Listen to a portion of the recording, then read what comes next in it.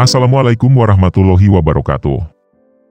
Sahabat Santri Indonesia, kali ini akan kami sampaikan kisah tentang Laila Majnun, diambil dari Milenialis, ID Belajar. Belajar mencintai Tuhan dari kisah cinta Laila Majnun.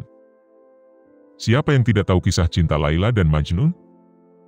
Laila dan Majnun adalah pasangan muda-mudi yang saling mencintai.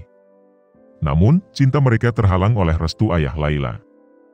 Ayah Laila yang berasal dari keluarga terpandang tidak mau menikahkan Laila dengan Majnun karena menganggap Majnun yang hanya berasal dari keluarga biasa akan merusak martabat tinggi keluarga Laila. Laila kemudian dinikahkan dengan orang lain, dan Majnun pergi ke hutan belantara. Majnun pun dikenal karena kisah cintanya yang tragis dan puisi-puisi indah yang ia buat untuk Laila.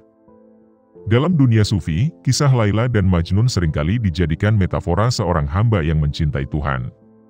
Ketika seseorang telah mencintai Tuhan dengan utuh, maka apapun yang dilihatnya di alam ini mengingatkannya pada Tuhan. Di setiap ukiran alam semesta, terdapat tanda-tanda Tuhan dan kasih sayang Tuhan di sana. Ada sebuah potongan kisah cinta dari Majnun yang tergila-gila kepada Laila.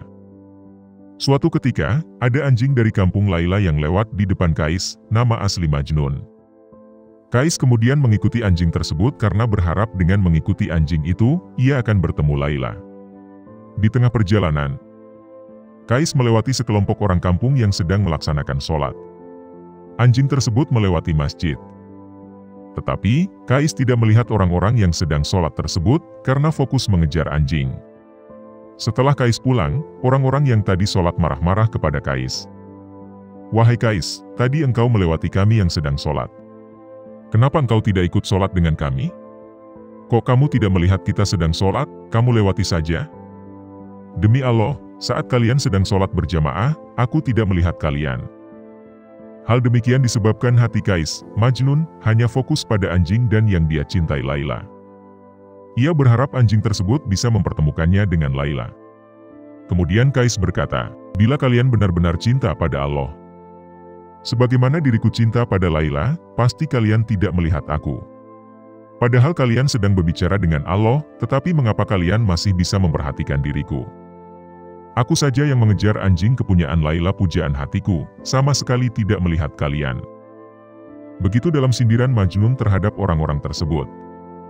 Ya, orang-orang tersebut adalah gambaran kita yang seringkali lupa terhadap Allah.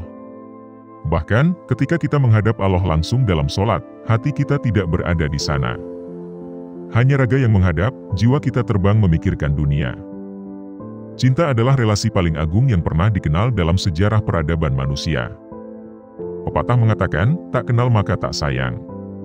Begitu pula dengan mencintai Tuhan, maka terlebih dahulu kita harus mengenalnya. Bagaimana seseorang dapat mencintai jika tidak mengenal siapa yang dia cintai?